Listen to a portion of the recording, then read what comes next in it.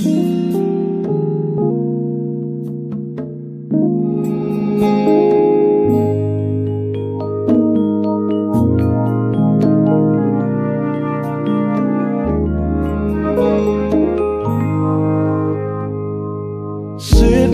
here wondering what went wrong, trying to find rhyme or reason.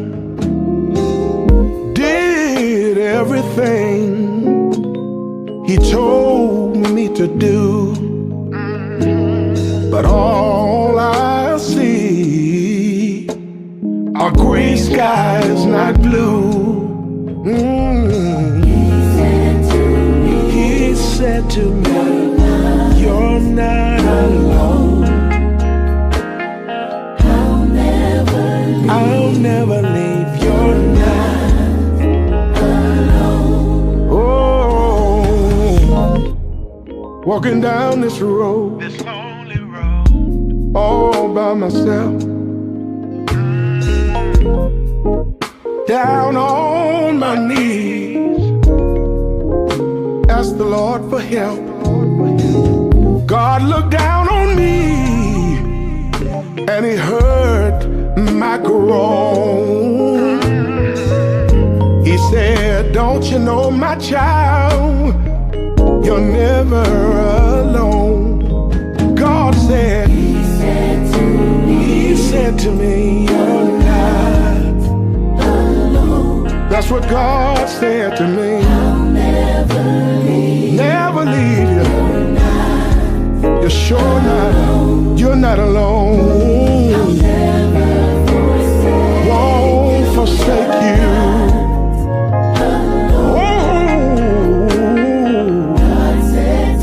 God said to me, you're not alone. Even when your loved ones leave and you feel like you've been left behind, God said, lo, I'm always with you until the end of time. God said to me, you're not in my darkest hour. He told me, you're not alone. God said it, I believe it today. I'm not alone. Maybe going through the storm, but you're not alone. Oh, God said to me, you're not. Yeah.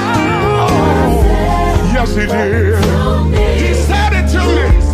Heard him when he told me, you're not alone. Friends may be gone, but I'm right here. Don't you worry, don't you fear. I'm a God that can wipe away all your tears. You're not alone. Oh, yeah. He told me, you're not alone. I've been sick, but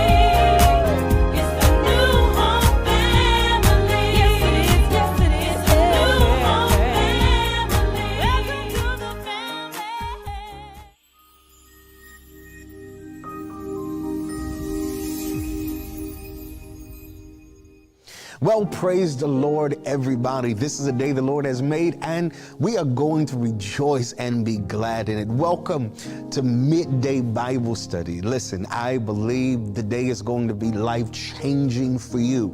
I believe your faith is going to be stretched. I believe your desire to walk with God is going to be increased after hearing the Word of God. For it's the power of the Word of God that strengthens us to be able to do things that we never even thought we could do.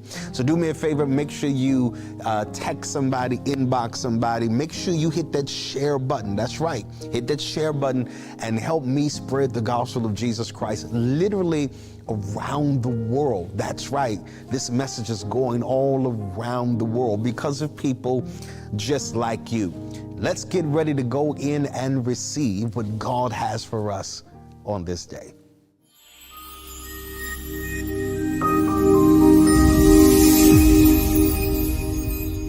In today's session, I'm going to talk about how to identify unhealthy relationships in your life.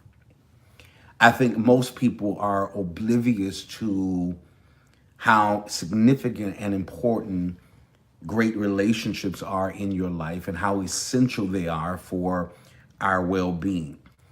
And so knowing that, then it behooves us, and it is essential for us to take the steps to protect ourselves from those persons, those groups, those relationships that have the potential to be damaging to our health, both mentally and emotionally, even spiritually. Unhealthy relationships, ladies and gentlemen, can have a significant detrimental impact on your health and your well-being. It can affect your happiness. They can affect your perspective. They can certainly affect your self-imagery, your self-esteem, your viewpoint, your vantage point.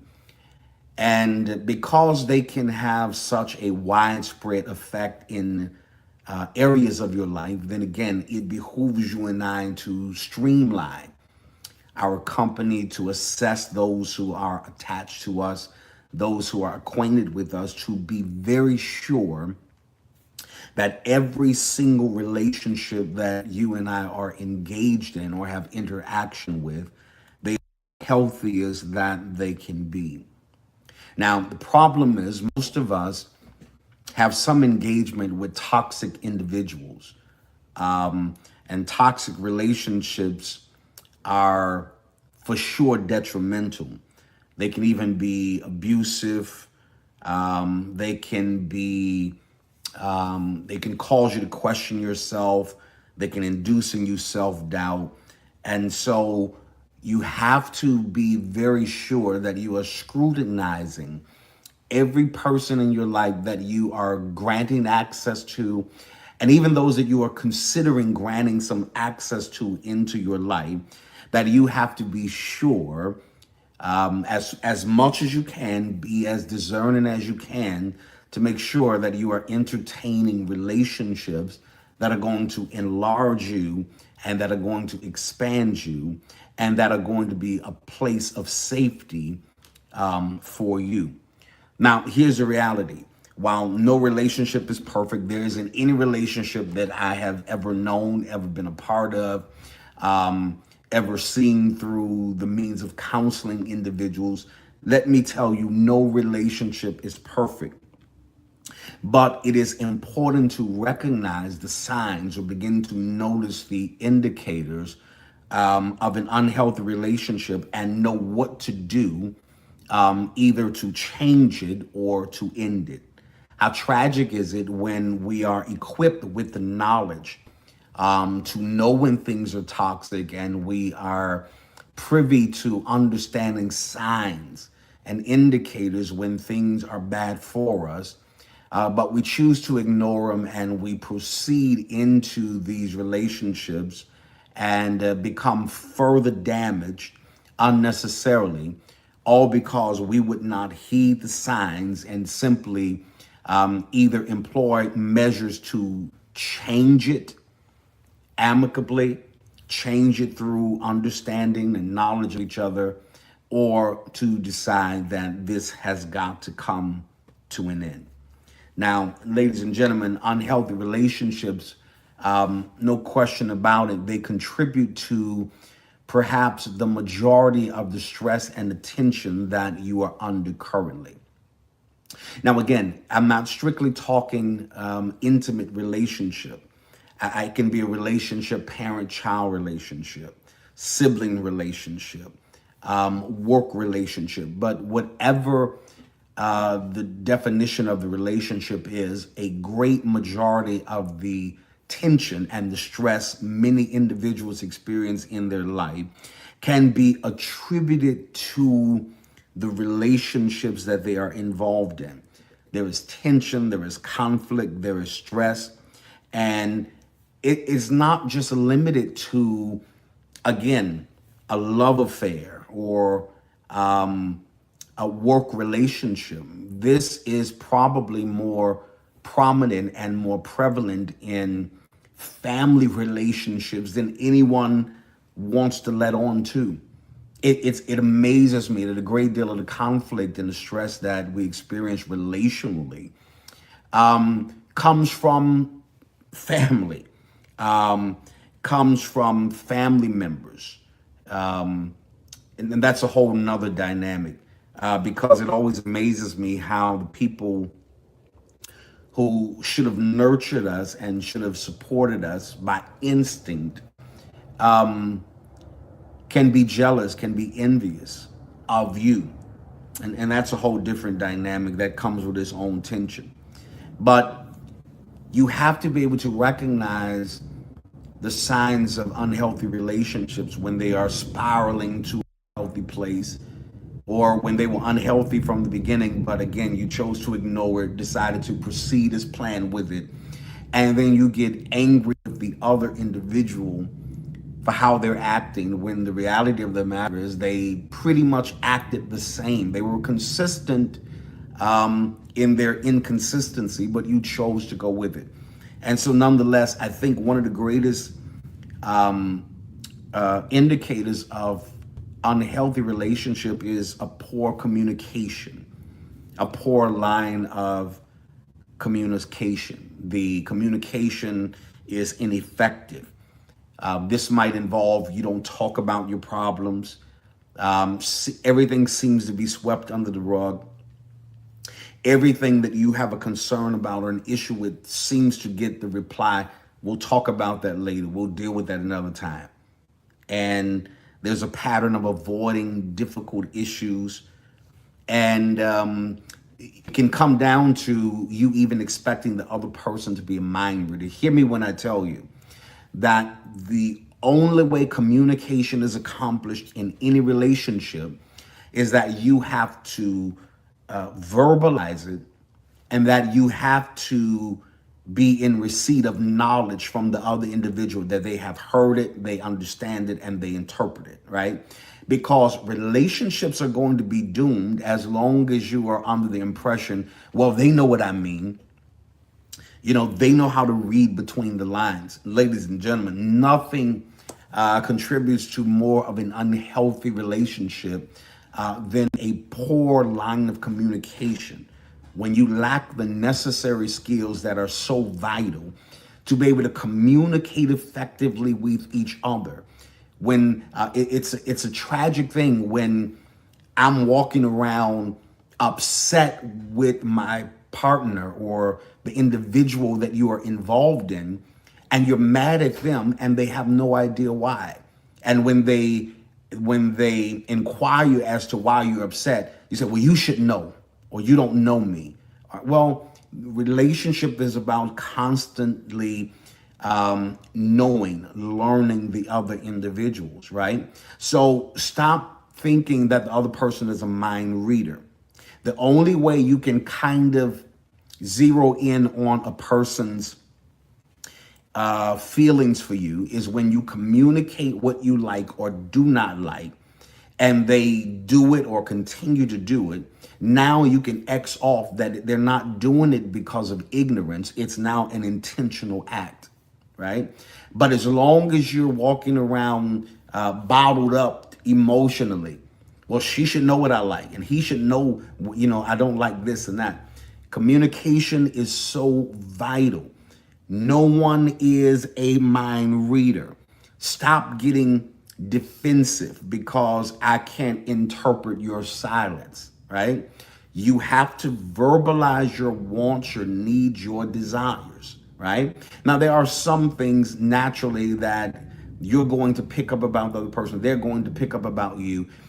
Everything doesn't necessarily have to be said, but to ensure that there is no misunderstanding, to ensure that you're going to be what they need you to be in that particular moment, then it has to be communicated.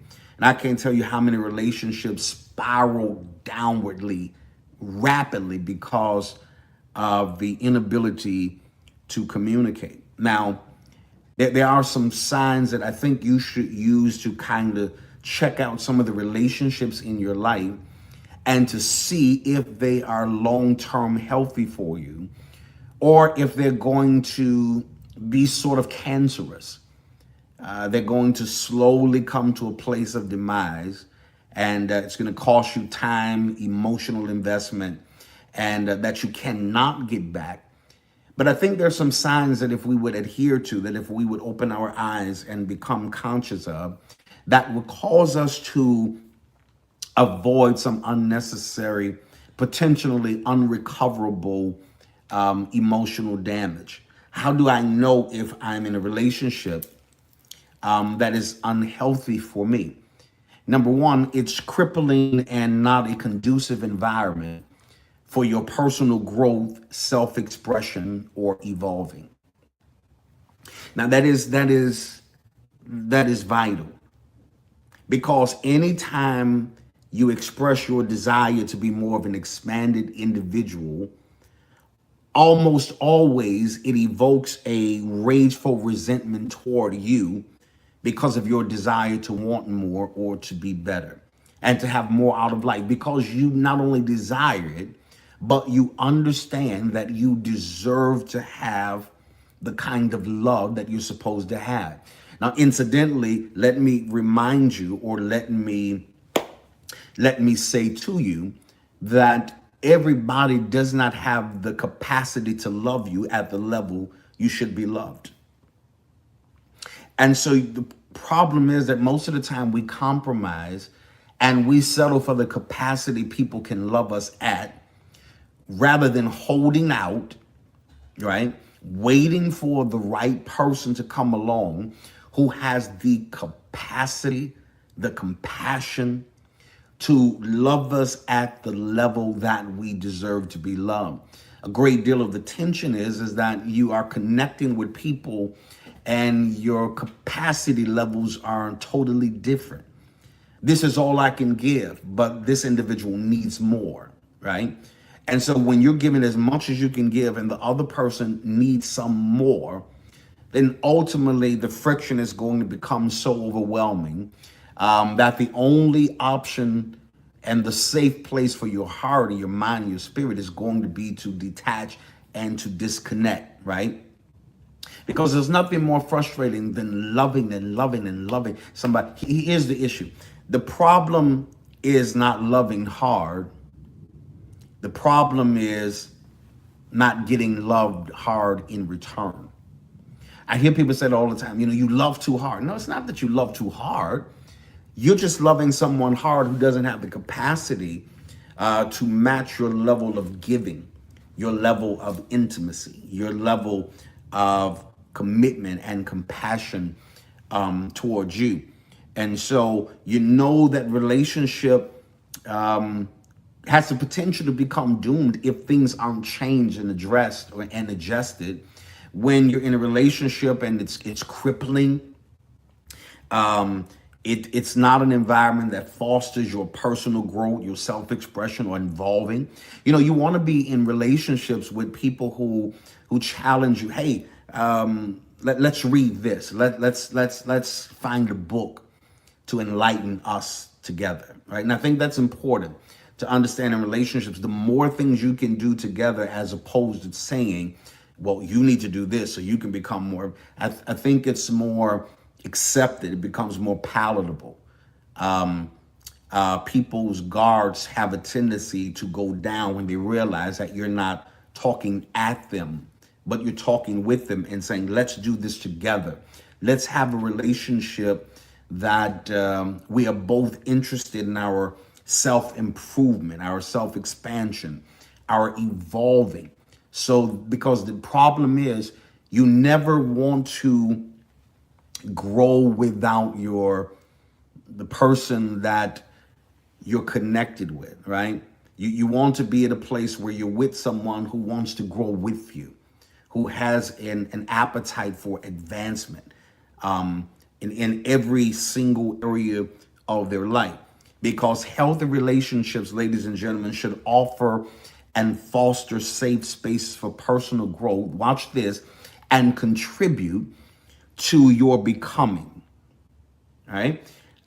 If you're in a relationship with me, whatever definition that relationship is, if we are in some level of covenant together, then that means I have the responsibility, or I've chosen to accept the responsibility and the role of being a person that contributes to you becoming.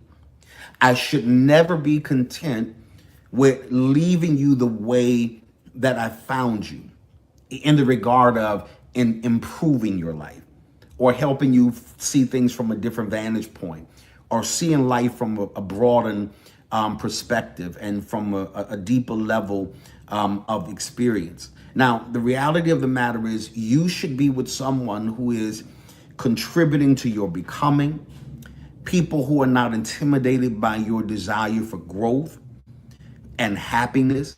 Now, the problem is anytime your happiness has to be sacrificed for the survival of that relationship, then it's already done.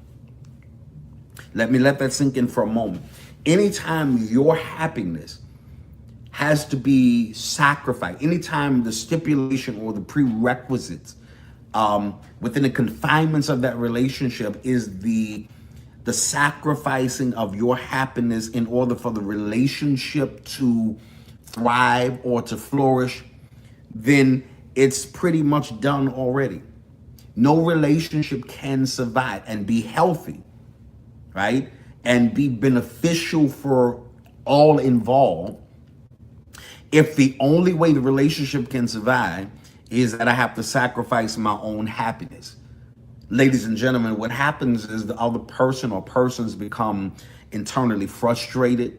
They become discontent, dissatisfied, and gravely regretful about their decision to enter the relationship.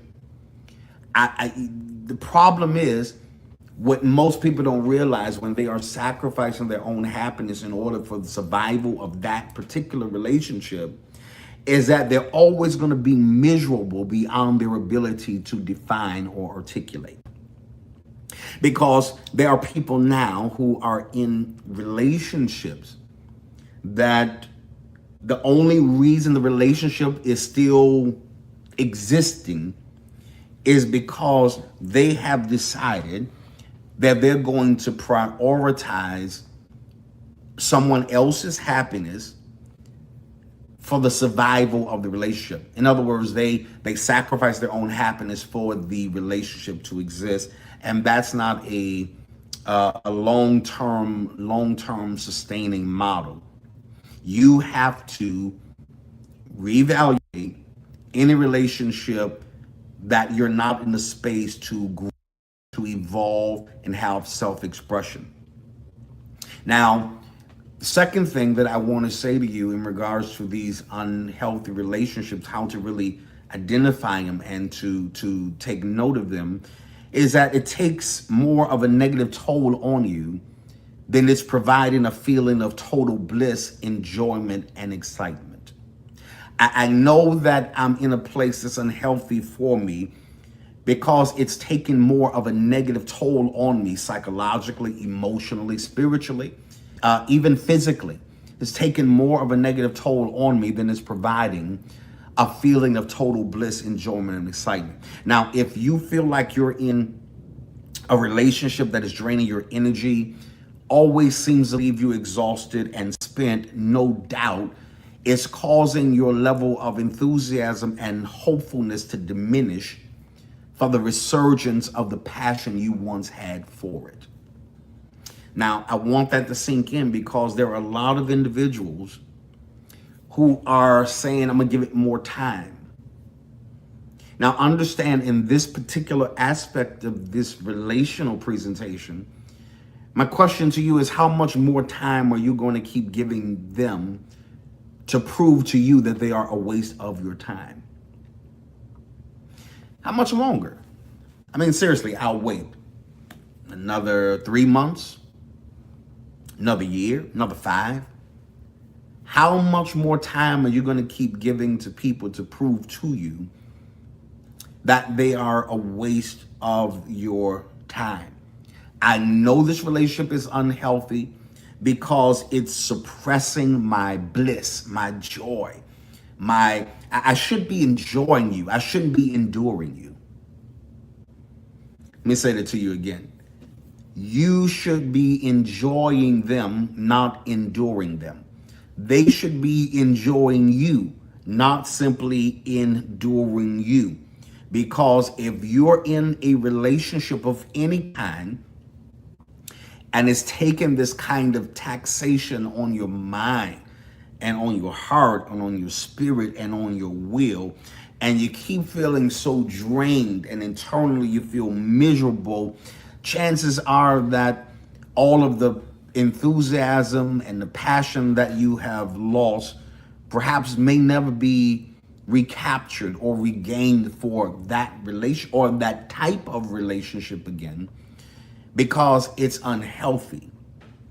And at some point, you have to be grown enough to say to yourself, this is no good for me.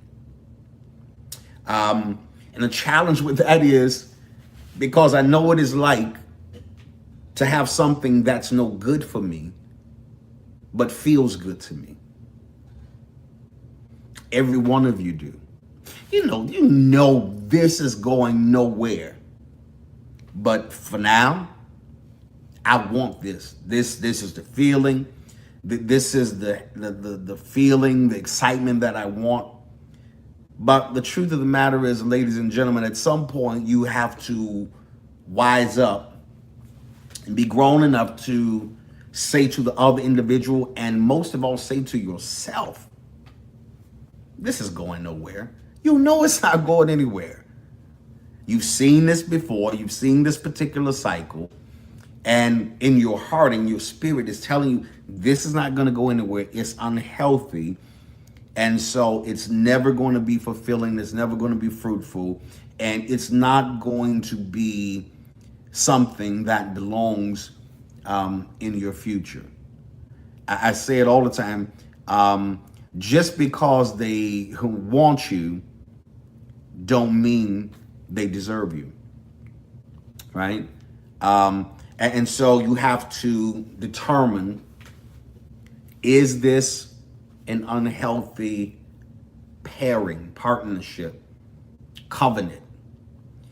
Am I in this because of covenant, or am I in this because of convenience?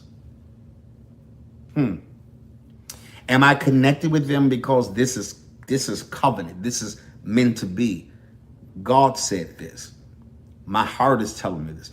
Or am I connected in this because it's convenient? And it doesn't require much responsibility. Doesn't require much accountability on my part, on the other individual's part. It's just convenient. But ladies and gentlemen, you'll look around and your life is passing you by and you're not growing with an individual. You're not building with a partner.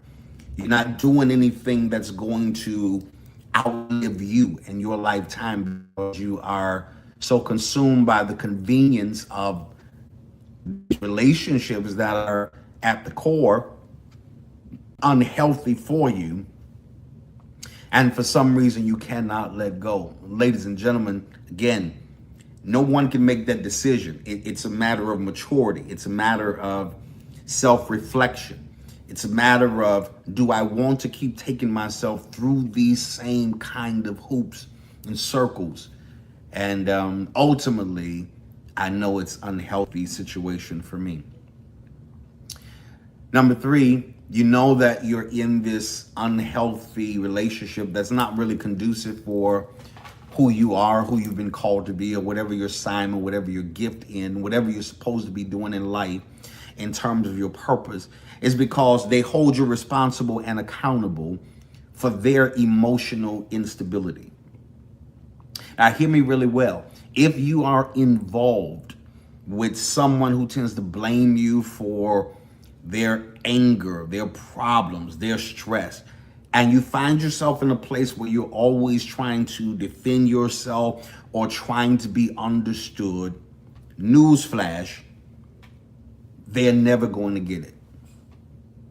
Now, I really hate to be the one that kind of breaks that to you, but the reality of the matter is, if you're in any kind of relationship and you are the butt of the blame, right? Why you angry? Because you did this. Why you sad? Because you didn't do this.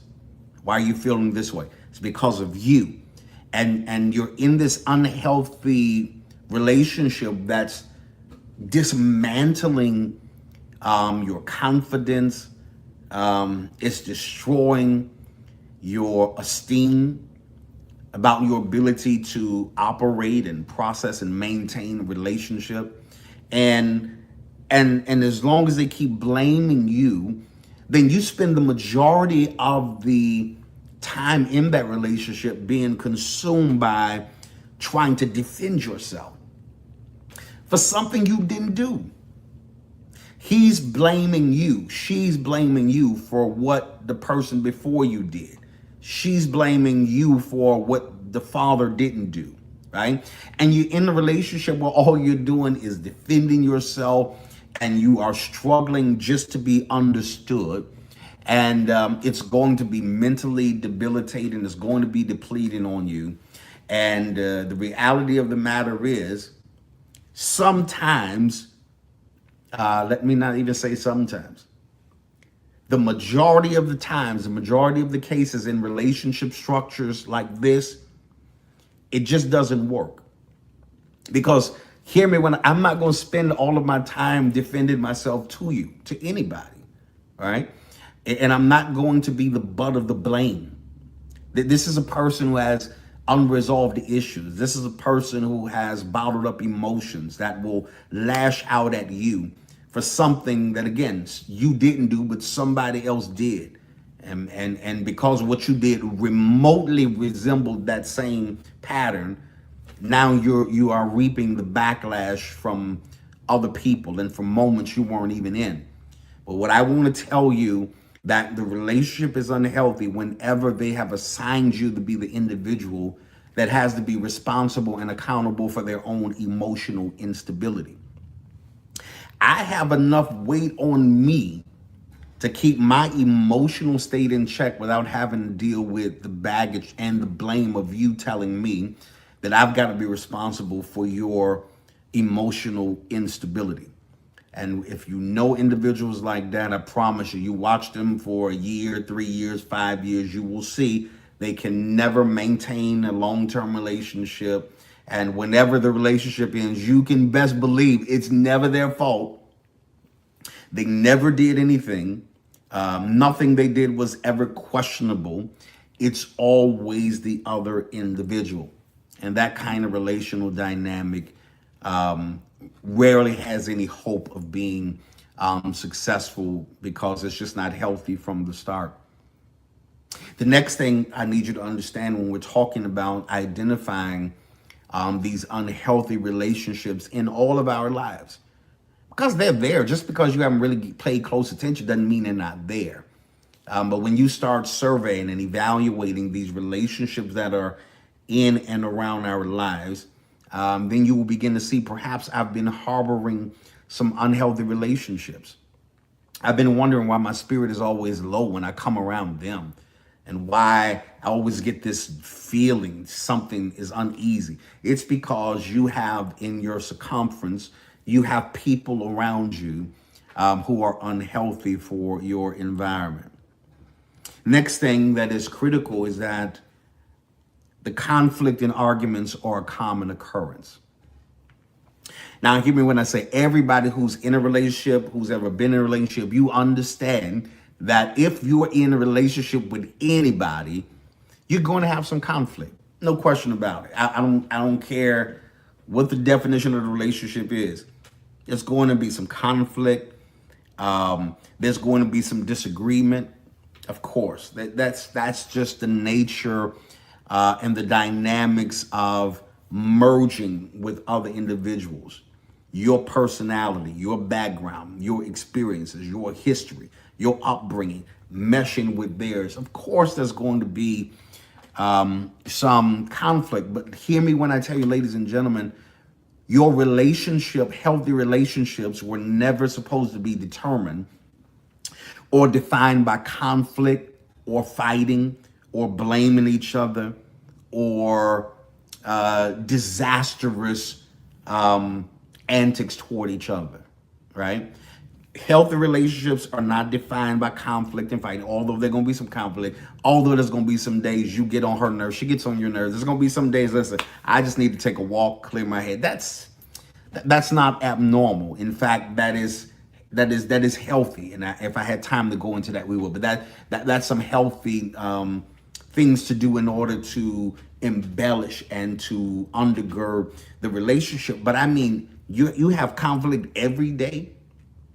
There's not a week that goes by where you don't have an argument or 5.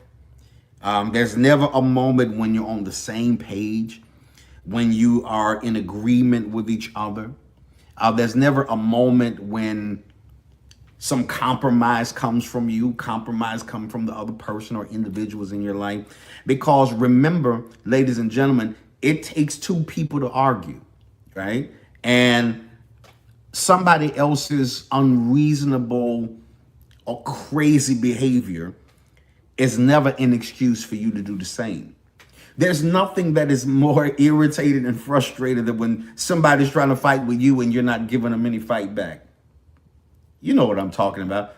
They're arguing, saying their piece, and this and that, and you're just there. You're like, And they become more enraged and more angry because you're not replying with the same degree of intensity or enragement as they are.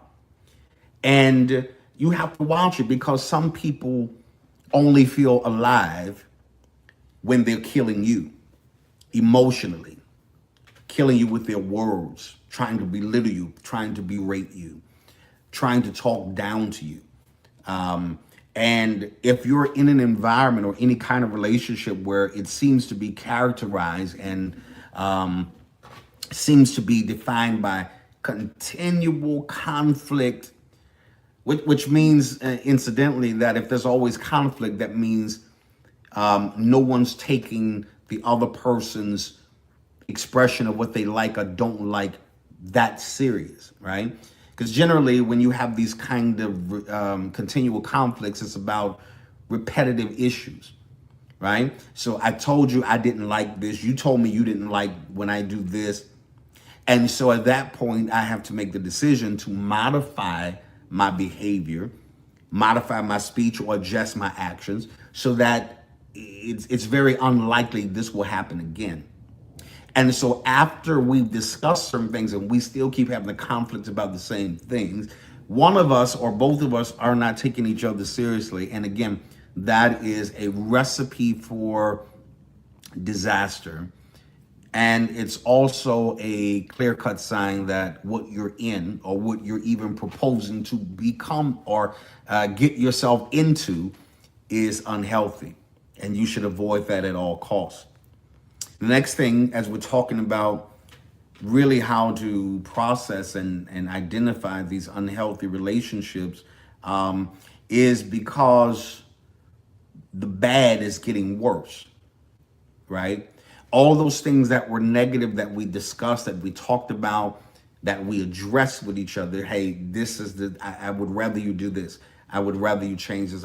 And the things that were negative have not as of yet turned positive. What do? Because, ladies and gentlemen, the earmark of unhealthy relationship is that they're filled with negativity. Always negative. You're talking negatively to each other. You're talking about each other to other people negatively. And so you have this negative environment that you seem to be encased in. And if you're not careful, these types of relationships will bring out the worst in you. You probably know what I'm talking about, because I know what I'm talking about. You get in certain relationships over the course of your life, and you can adapt other people's ways. You can adopt how they process and deal with others, right? And then you find yourself dealing with people just like they dealt with you, even though before you met them, you would have never done anything like that. You would have never handled anyone this way. You would have never talked to anybody in that kind of tone. But because you have assimilated, unhealthy relationships will always cause you to assimilate and adopt their bad habits, the way they treated you. And you find yourself, check this out, treating others the way you did not want to tolerate somebody else treating you. Have you ever done that? Have you ever, because when it's in your environment, it will subtly become a part of you if you don't recognize it and can't. I've heard people say, and even me, there were some things I heard my father say, or mother or grandparent, whoever. And I said, man, I would never say that to my kids. And then you grow up and you say something to your child, and then something hits you in your head and you say, oh my God, I'm doing just like they did to me. Right? And so once you become aware of that, you can address it and you can abandon any further line of behavior in that regard. And so you know you're in an unhealthy relationship because it's filled with negativity. There's always put downs, always criticism and insults, which incidentally is emotional abuse. And you'd be surprised how many people just tolerate it with the hopes that things are going to change and that they're going to get better. And then reality kicks in a few years later, that not only did it not get better, in fact, it got worse. And so you're in an unhealthy, unproductive relationship that will not be sustainable long term when the bad just keeps getting worse. Nothing negative has been addressed. I can't look back and say, Oh yeah, we changed this and this changed for the better now. And look at how much better we are at communicating. Look at how much better we are now at respecting each other. Look at how much better we are at listening to each other. And so whenever you are in those kind of relationships, ladies and gentlemen, please hear me, it's unhealthy. And it becomes your employ every effort possible to see if we can change. Or have you tried all of them, now have to make the decision, okay, this is done, right? For my own self-preservation, for my own state of mind and mental health, I have to get rid of these unhealthy relationships. How do I know this is an unhealthy thing for me? Hear this, because you start feeling worse about yourself and not better. Watch out for any relationship that does not make you a better you. And that's critical for somebody who's looking at me right now. Because you remember there was a time you thought more of yourself than you do now. There was a time you were dreaming bigger than you are now. There's a time you were expecting more out of life than you are now. And what's the factor? Look at the relationships in your life and look at how many of them are imposing fear. Look at how many of them are causing you to reduce who you are just to maintain the company that you keep. What a tragic state of affairs it is for you to have to reduce who you are just to keep the company that you have. I hope for another day that you never allow yourself to be okay with dumbing down for another person another day in your life.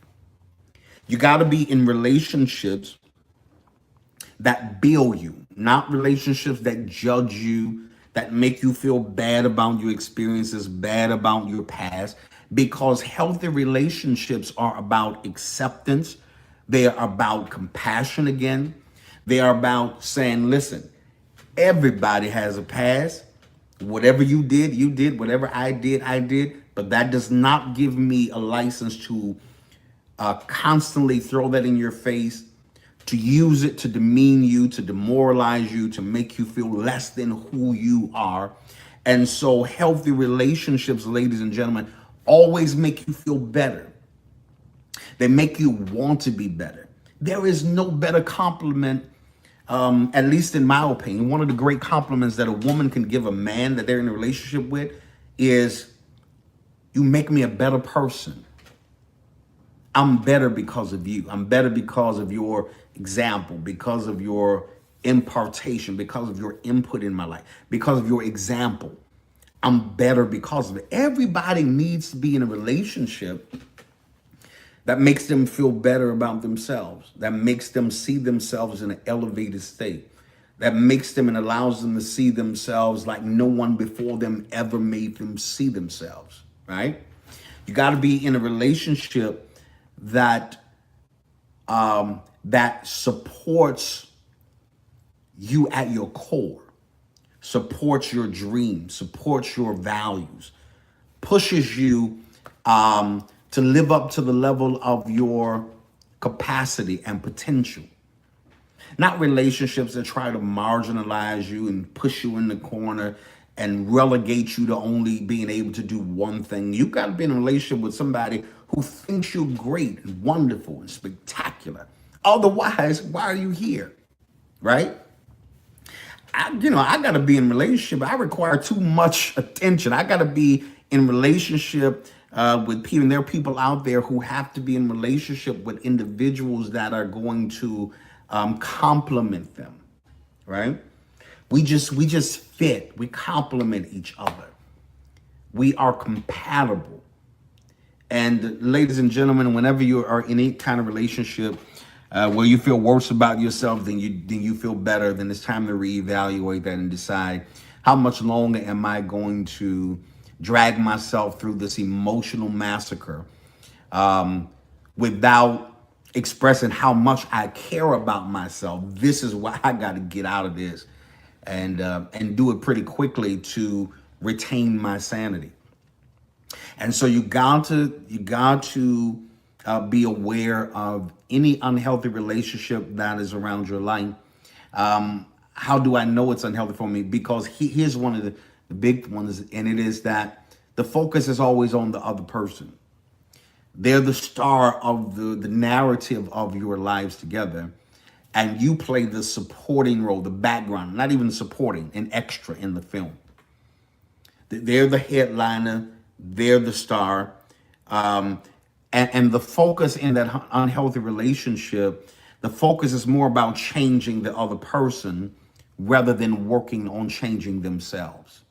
You need to change. You need to do this. You need to do this. You should do this. I think you need to do that. I think you need to do that. That is a telltale sign that you're involved and that you're in a relationship that is unhealthy, right? Anybody who feels like they do not have to change, trust me, they're not for you. They're not for me. No matter what I think I know, I can know more. I can learn more. You cannot come to people feeling like you're in your final cut state and they're still in the edited state. You got to constantly edit them and edit them and edit them. But you're the perfect final cut. That's just not reality. And that's just not the recipe for any kind of successful relationship. In any mutually respected relationship, you don't want to try to mold somebody into your ideal person. That's the mistake a lot of people make, a lot of couples make. I counsel a lot of people, and you get them to by themselves individually. She's trying to make him this. He's trying to make her that. Instead of understanding that you two are individuals and you have to honor, respect, and love what it is that you individually are. And then you have to bring that together to become the best version of yourselves together. It's not just about focusing on the other person. If there's anything that will contribute to chronic unhappiness in relationship, it is when your focus is always on changing the other person. You don't know what that does to their esteem, their morale, feeling like they don't measure up or they'll never be able to measure up to what you want. And the reality of the matter is the relationship should be, the focal point of the relationship should be you two. Not this one, not that one. You're in the forefront, they're in the background. No. The focal point should be the relationship as the entirety. And so I know I'm in an unhealthy relationship when the focus is always about just that person wanting to change me or me wanting to change them. It should be a mutually understood, decided, talked about change that will happen with both of us, that will affect us as a unit together. Please hear me. Most people make the mistake of losing themselves trying to find someone else in the relationship. As much as you may think you need someone else, hear this, you need yourself more. Now, I want that to sink in, and I want you to remember that the rest of your life. As much as you and I even think we need someone else, and we do, the reality of the matter is you need yourself much more. So if you find yourself in relationships that stunt your growth and can only survive at the expense of your own emotional survival, it might be time to cut some losses or to go into a place of clarity, a place where you need to reevaluate, can this be changed? What needs to happen for this to change? Am I willing to go through the process of what's necessary for the change to occur? Or am I going to simply just cut my losses? As I see this is not going to get any better without the right guidance or the right help. I'm not saying that it's totally lost. I don't know your individual circumstances, but what I am saying is that the decision has to be made. Am I going to change this, or am I going to cut my losses because I cannot afford to allow my emotional health, my mental stability to be dangled at the end of an unhealthy relationship.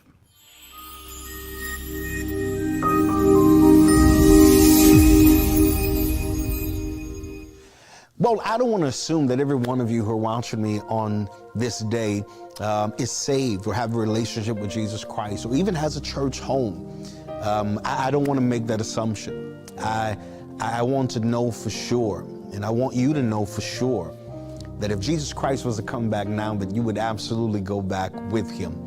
And if you're not sure, my brother, my sister, this is the day to get sure. All you have to do is receive Jesus Christ in your heart. The Bible says if you confess with your mouth and believe in your heart that God raised Jesus from the dead, you are, from that moment, you are saved from the top of your head to the sole of your feet. And if you're watching me and you said, I am one of the ones, I am submitting to the leading of the Holy Spirit, I'm submitting my life to him, there's an email address right here at the bottom of your screen. I have staff on standby right now that are waiting to help pray you through and help further facilitate the decision that you have made this day for Jesus Christ. The angels in heaven are rejoicing, and so am I, because now you are a part of the kingdom of God.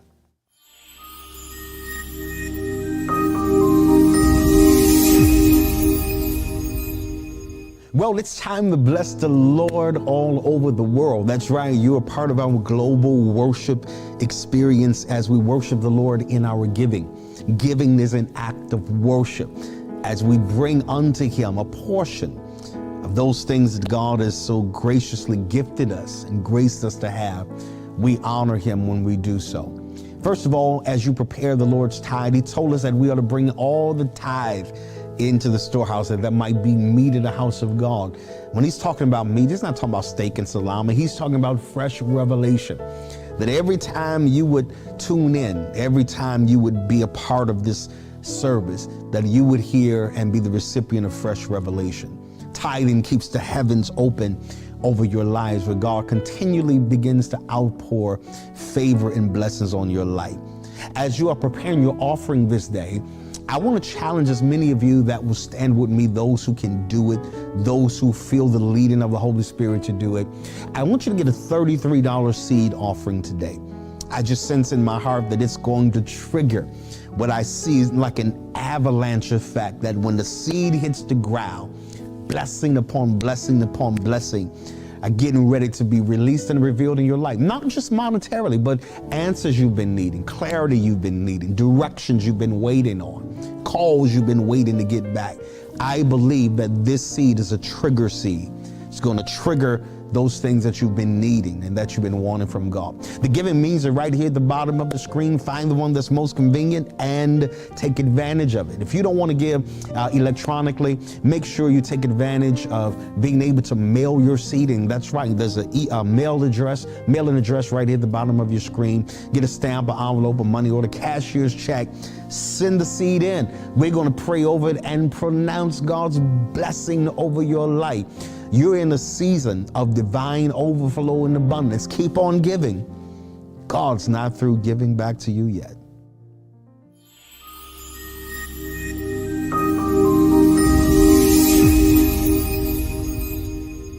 Family, didn't we enjoy the presence of God on today? I know service was just amazing. I know you felt the presence of the Lord right there, wherever you're watching us from.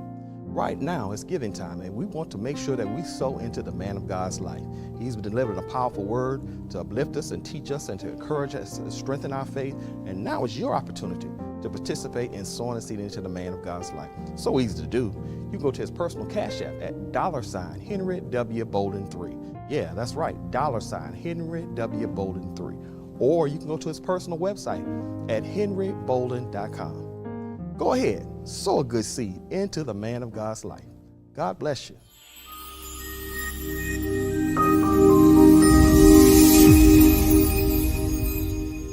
Well, my time has come and gone. Today has been an amazing day of worship with you at this midday hour. I want to thank all of you who've taken your lunch break to be with me. Those of you who've taken your off day to spend some time. Or those of you who are right there at your desk and got me right here in your earbuds, I want to tell you I appreciate you for spending this midday time with me today, and I hope it has blessed you beyond definition. Don't forget to make sure you send out a text, a tweet, an inbox to as many people that you know that did not get a chance to tune in today. I want you to tell them to meet me here tonight. That's right, tonight at 8 p.m. Central Standard Time. They can join me for our nighttime edition of our Bible study, and it's going to be amazing. Don't forget that if you're not connected with me on our social media platforms, make sure today is the day you do that. YouTube, Facebook, Instagram, go to Henry Bolden on all of those platforms. And don't forget to go to henrybolden.com, my website. You can sign up for my newsletter and get all the latest scoop on what I'm doing, where I'm going to be. It's going to be a blessing to you. There is a blessing in connection.